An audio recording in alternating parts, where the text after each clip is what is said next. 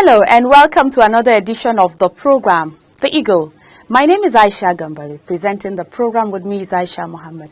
Hello Aisha. Hi Aisha. Thank you for joining us on this week's edition of the program as we bring you a review of activities within the Economic and Financial Crimes Commission EFCC in the year 2017. In the year under review, we shall be bringing you stories of arrests, convictions, recoveries, flag of programs and collaborative efforts between the EFCC and various stakeholders within and outside the country, among others. Please sit back and enjoy the program.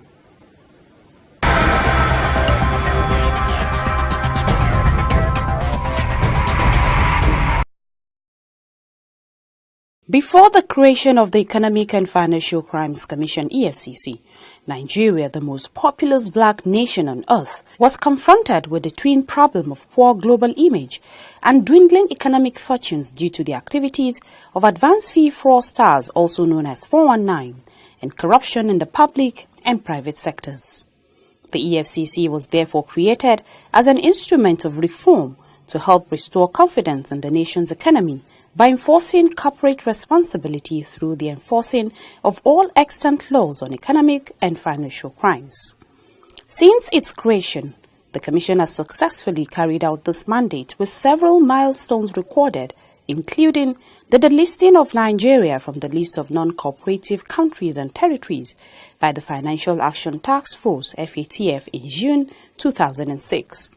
The Commission's law enforcement activities have also helped in redeeming the country's international image as a responsible member of the Committee of Nations. Due to its unrelenting efforts in the war against graft, the EFCC has become a reference point among law enforcement agencies, both home and abroad, through the professionalism of its workforce.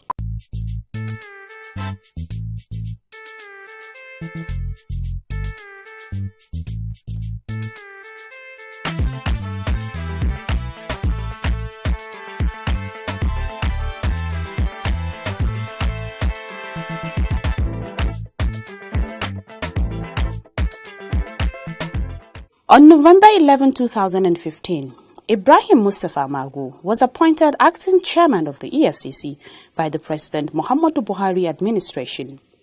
Magu is one of the founding staff of the EFCC, and he has served as the head of the Commission's economic governance during the tenure of Nuhu Ribadu. In that capacity, he led many high-profile investigations against former governors, including James Ibori, a former governor of Delta State.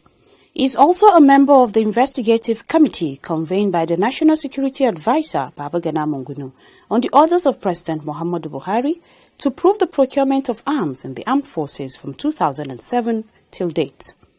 Magu is a courageous investigator who strongly views corruption as a crime against humanity.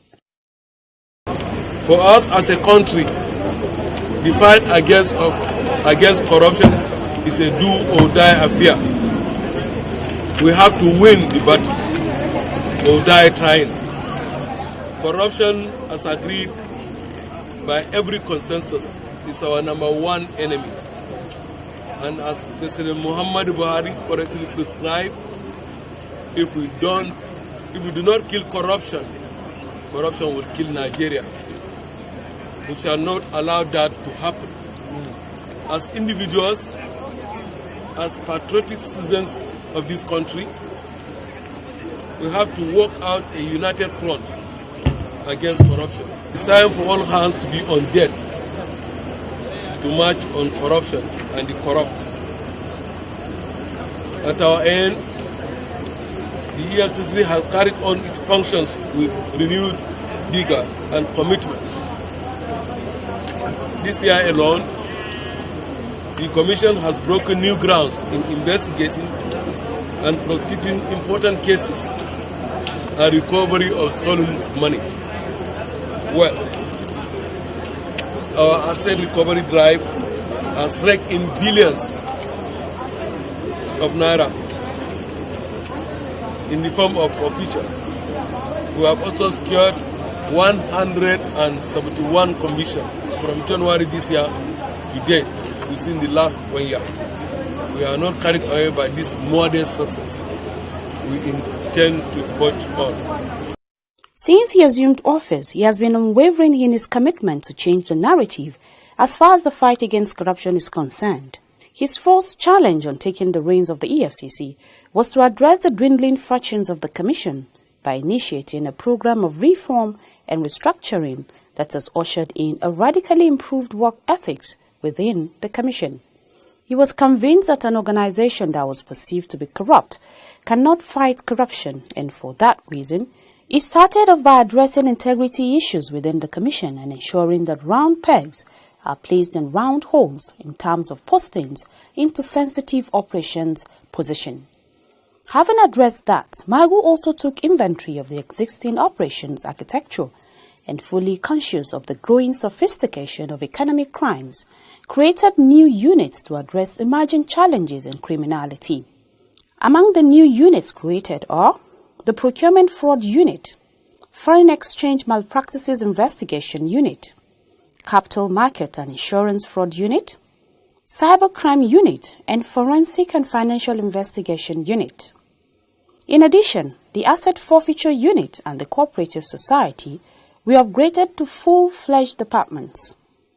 In order to improve accessibility of the Commission to the public, new zonal offices were created in Ibadan, Kaduna, Benin, and Uyo, while the Maiduguri office was reopened.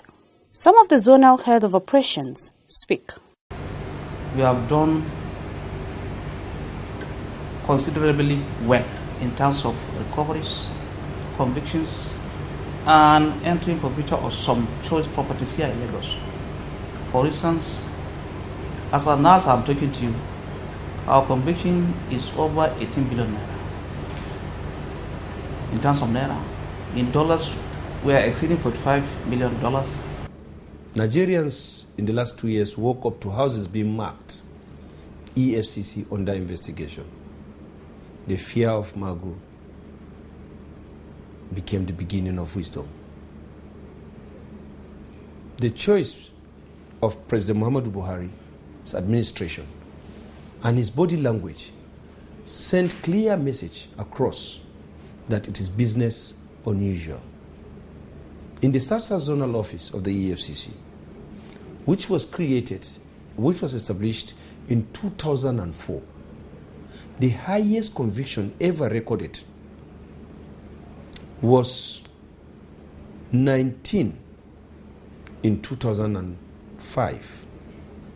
In 2006 was 7, 2007 5, 2005 8, 5, 2009 4, 2010 5, 2011 6, 2012 8, 2013 10, 2014 19, 2015 18, and in 2016 35. Remember, Mr. Ibrahim Magu came in November of 2015, and in 2017 we have 25 so far and still counting. In November 2015, this zonal office got conviction of 5 cases. 5 cases in 1 month. From January 2016 to December 2016, we had 35 convictions. I remember vividly when our signboard came up. The very day our signboard came up, we started receiving petitions. The only thing we did was to tell them that the office is just coming in place and things must be put in place for us to start operation fully. So we gave them time to hold on with the petition before they start submitting. And of course, eventually when we kick off, that's around early May, the first week, we received over 50 petitions. One, because I asked reasons why some of the petition and some of the offenses are days, months back, and years back. I asked, why did you wait this time? Don't you know that sometimes justice delays, justice denied? Then I said, well, for them to live here, to go to Port Harcourt, or to live here, to go to Lagos, or to Enugu, is going to serve them because they have been defrauded. And spending that much to go there on a frequent basis will also affect them, bearing in mind the risks that is involved. So the Benin office, they said, is long overdue and it's a blessing. To ensure that only the best are offered employment into the commission, the recruitment process was also reviewed. Several measures, including aptitude tests, interviews, polygraph tests, and vetting of candidates' certificates and background, were among others introduced. New cadet intakes employed by the Commission are thereafter sent to the Nigerian Defense Academy, Kaduna, for rigorous law enforcement training.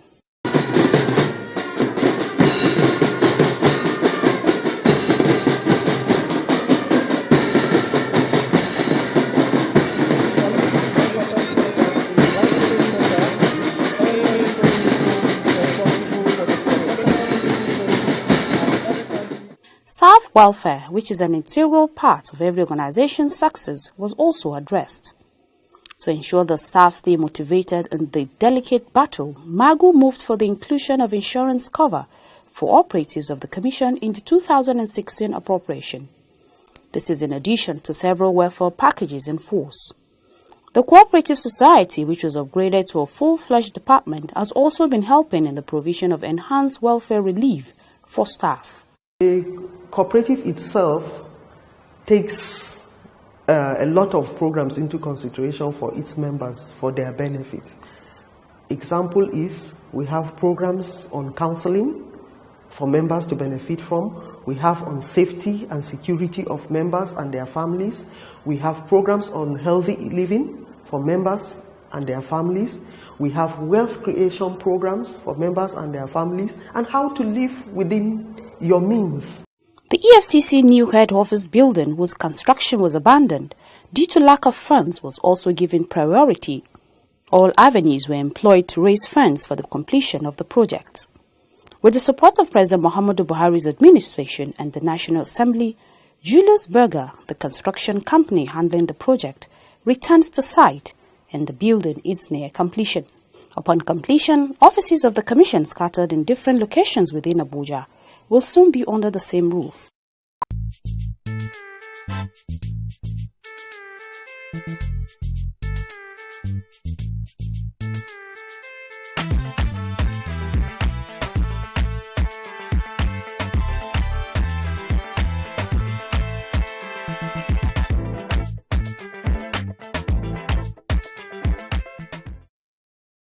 In the area of operations, the EFCC has strived to give meaning to the EFCC slogan that nobody is above the law.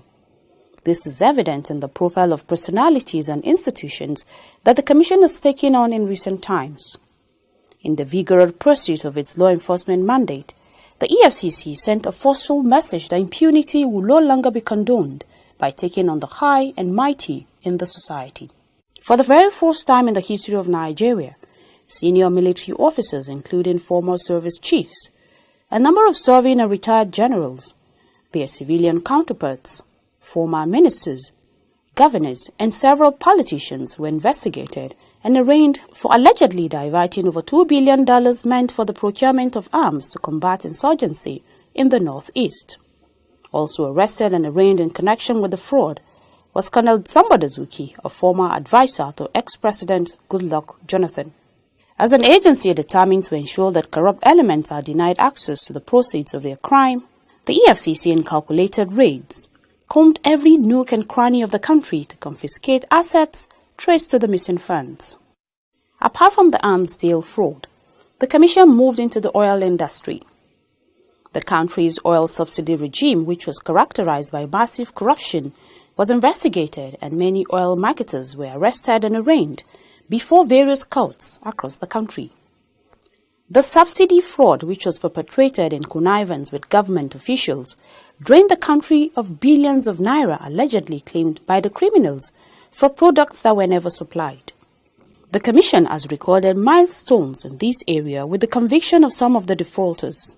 But perhaps the most audacious oil sector investigation is the one involving a former Petroleum Resources Minister, Desiani Alison Madueke, and her cronies, over various improprieties running into several millions of dollars. In the course of investigation, the operatives recovered jewelries worth millions of dollars from her Abuja home. The Commission also traced and seized other properties linked to Desiani across the country. Justice Abdulaziz Anka of the Federal High Court in Lagos, on October 11, 2017, ordered the final forfeiture of 56 houses belonging to Desiani. The properties, valued at about $22 million, are located in Abuja, Lagos, and Port Harcourt, Rivers State. This forfeiture order is in addition to an earlier one secured by the Commission in August 2017, which transferred ownership of 7.6 billion naira allegedly recovered from Desiani to the federal government. While these revelations rankle, most Nigerians were also shocked to learn about how our common patrimony was filtered in bribes for vote schemes in 2015 general elections. The investigation, which is still ongoing, has witnessed the interrogation and prosecution of a number of politicians, including former federal ministers and INEC officials. Bank executives who facilitated the illicit transactions are also under the Commission's radar. Judges and very senior lawyers are equally standing trial for corruption. They include Justice Rita Ajimagobia and Justice Unwali S. Unguta, amongst others. Also being prosecuted are senior advocates of Nigeria, SAN, including Ricky Tafa, Joseph Nwobike, and others. Serving and former heads of government agencies also felt the EFCC squeeze. Former state governors are also being prosecuted for various offences. The Commission's investigation activities received a further boost with the coming into force of the federal government's whistleblower policy. The policy, which was initiated in December 2016, is primarily to support the fight against financial crimes and corruption by increasing exposure of these crimes and rewarding whistleblowers. The EFCC created reporting portals via its social media platforms at Official EFCC and through dedicated phone lines manned 24 hours by staff of the Commission. The very first call which came through led to the discovery of $9.8 million hidden in the slums of Sabon Tasha, Kaduna State. The money is said to belong to Dr. Andrew Yakubu, a former group managing director of the Nigerian National Petroleum Corporation, NNPC. Still in Kaduna, on March 14, 2017, the EFCC operatives also intercepted the sum of about 250 million naira in 5 large black bags, following a tip-off. The bags were discovered during a routine baggage screening at the Kaduna International Airport, after the 5 sacks were sighted unattended and without tags. In Lagos, Nigeria, a tip from a whistleblower also led operatives of the EFCC to intercept huge sums of money in various currencies at the popular Balogun market. The total haul is about 250 million naira. Also in Lagos, operatives of the EFCC uncovered about 500 million naira in a shop at Legiko Shopping Plaza, Hamadu Bello Way, Victoria Island, Lagos. Still in Lagos, operatives stormed an apartment in a residential building on the 7th floor of Osborne Towers, located at 16 Osborne Road, Ikoyi, Lagos, where foreign currencies and naira notes to the tune of over 13 billion naira was discovered. The money has since been forfeited to the federal government.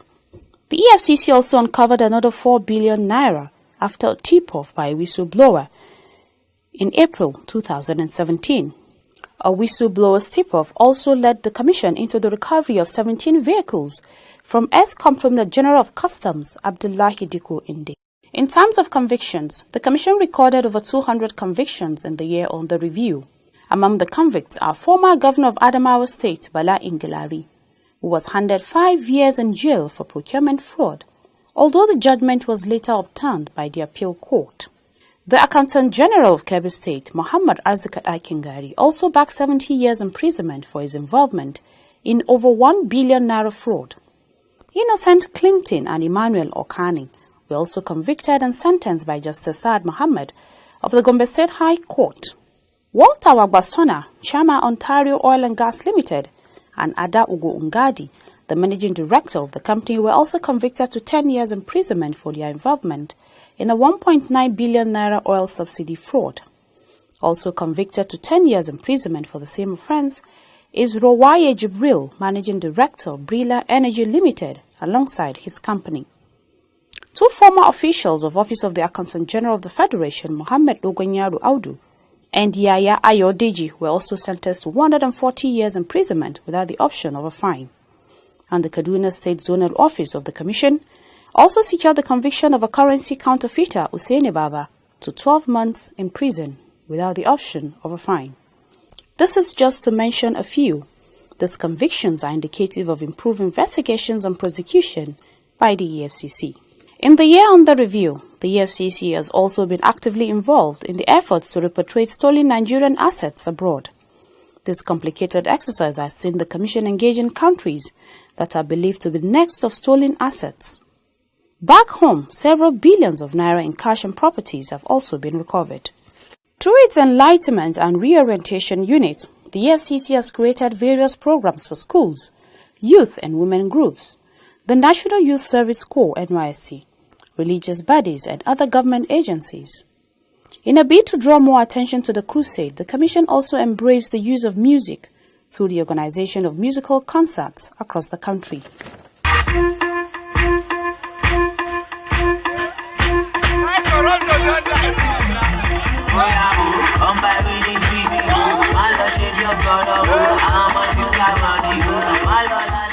The Commission also launched the Clean Hands campaign in Abuja and across all the zonal offices. The program was designed to promote the values of integrity and probity to the younger generation, whom are believed to be the leaders of tomorrow. In order to catch them young, the Creative Youth Initiative was also unveiled. The idea was conceived out of the need to give children a platform to express themselves using arts and various talents in order to speak against corruption. The Women Against Corruption, also known as WAC program, was added to the EFCC campaign strategy with the flag-off of the program in December 2006 at the International Conference Center in Abuja. Wife of the President, Hajia Aisha Muhammadu Buhari, was a co-convener and a guest of honor at the event. The same program was also rolled out in February 2017 in Lagos, with wives of all the Southwest governors and notable society women present at the event. Other geopolitical zones are built to follow soon. The EFCC also hosted the first ever anti-corruption summit at the EFCC Academy, Karu in Abuja, tagged Building National Anti-Corruption Consensus in a Multi-Agency Environment.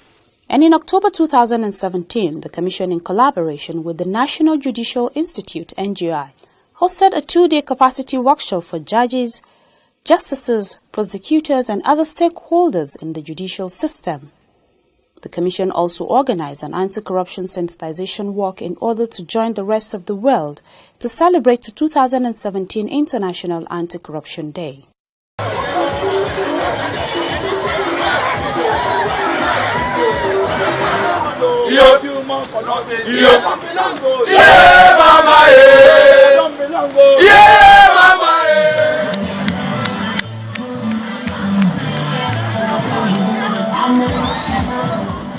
For the rigorous pursuit of its mandates, the Commission has received several commendations both home and abroad for its effort in eradicating corruption in Nigeria.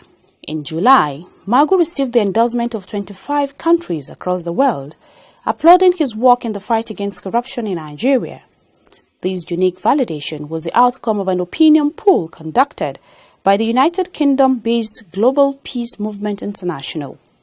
The Transparency International, also in its Corruption Perception Index, indicated that Nigeria, for the first time in over a decade, moved up the global anti-corruption and transparency ranking. In August, the EFCC was rated as the most effective government agency in a report conducted by the United Nations Office on Drugs and Crime, UNODC. The City People magazine, during its 20th City People Awards of Excellence, also awarded the Commission with an award of the most effective government agency in Nigeria. Magu was also honored with the Leadership Person of the Year award by Leadership Newspapers. All these are signs of the Magu-led EFCC's unflinching commitment to the anti-corruption mandate of the Buhari administration and is concurrent on the verdict of the president that if we don't kill corruption, corruption will kill Nigeria. Indeed, slowly but steadily, the anti-graft agency is altering the narrative of criminal prosecution in Nigeria and setting a standard for law enforcement agencies within and outside the country. Global confidence in the EFCC has been restored, as several donor organizations and foreign law enforcement agencies are now eager to do business with the EFCC. The EFCC has in the last year shown that courage and dedicated leadership can bring an end to corruption in Nigeria.